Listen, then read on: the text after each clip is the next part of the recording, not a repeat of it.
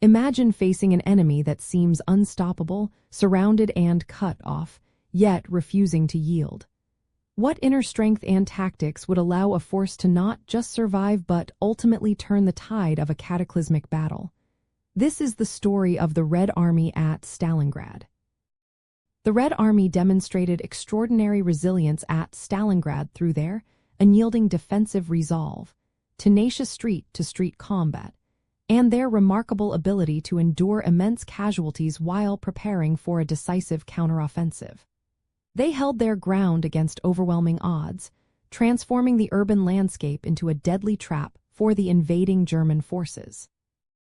This incredible resilience stemmed from several critical factors. Firstly, Joseph Stalin's Order Number 227, famously known as Not One Step Back, instilled a brutal but effective directive that penalized retreat and incentivized holding ground at all costs.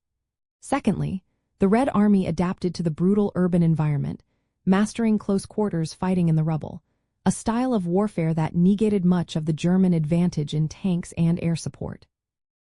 Thirdly, the deep-seated ideological commitment to defending the motherland, combined with the harsh Russian winter, profoundly impacted troop morale and fighting spirit, turning every soldier into a determined defender. Practically, this resilience manifested in their fighting methods. Soldiers established strong points in buildings and factories, engaging in fierce, room-to-room battles known as Rats' War, where individual initiative and cunning were paramount. They cleverly used the debris and destroyed infrastructure to create defensive positions and ambush sites, turning the city into a labyrinth of resistance. Snipers became legendary figures, meticulously eliminating key German personnel and eroding enemy morale.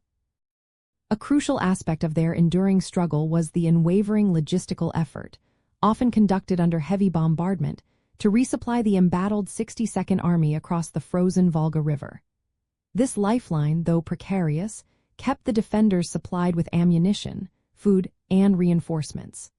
Furthermore, the leadership of figures like General Vasily Chuikov, who commanded the 62nd Army, played a pivotal role.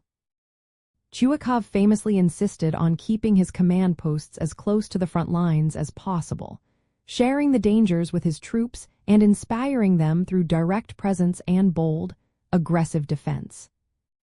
The Red Army's resilience at Stalingrad was not merely about enduring hardship.